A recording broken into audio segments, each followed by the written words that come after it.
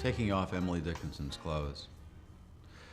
First, her tippet, made of tulle, easily lifted off her shoulders and laid on the back of a wooden chair, and her bonnet, the bow undone with a light forward pull, then the long white dress, a more complicated matter with mother-of-pearl buttons down the back, so tiny and numerous it takes forever before my hands can part the fabric like a swimmer's dividing water and slip inside. You will want to know I'm afraid that she was someone's calling me. by an open window in an upstairs bedroom. So the poet laureate was undressing Emily.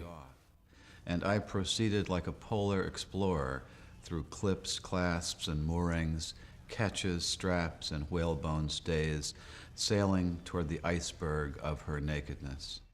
My new shrink was making her out to be some sort of dominatrix. Stabbing, drilling, gouging, impalement. Later, I wrote in a notebook, it was like riding a swan into the night, but of course... And I was chasing her through a graveyard. We would really... Miss Dickinson? Miss Dickinson? What I can tell you is it was terribly quiet in Amherst that Sabbath afternoon. Nothing but a carriage passing the house, a fly buzzing in a window pane. So I could plainly hear her inhale when I undid the very top hook and eye fastener of her corset. And I could hear her sigh when finally it was unloosed, the way some readers sigh when they realize that hope has feathers, that reason is a plank, that life is a loaded gun that looks right at you with a yellow eye. So after everything, we're back to loaded gun. And I still don't know what it means, but I still can't get it out of my head. My life had stood a loaded gun in corners, till a day the owner passed, identified, and carried me away. And now we roam in sovereign woods, and now we hunt the doe, and every time I speak for him, the mountains straight reply. And do I smile such cordial light upon the valley glow? It is as a Vesuvian face had let its pleasure through.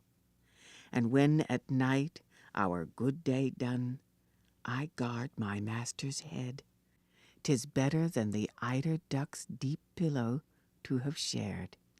To foe of his I'm deadly foe. None stir the second time, on whom I lay a yellow eye or an emphatic thumb. Though I than he may longer live, he longer must than I, for I have but the power to kill, without the power to die.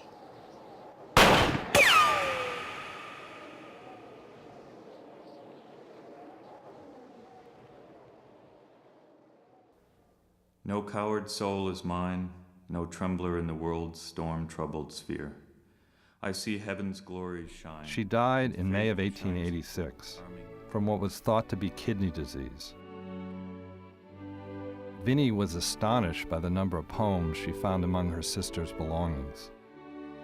Emily had left instructions that all her letters were to be burned, but she'd said nothing about the poetry. She took an enormous risk that her poetry would survive. It was, I think she almost equated it with immortality. Fortunately, Vinnie decided to publish the poems rather than burn them.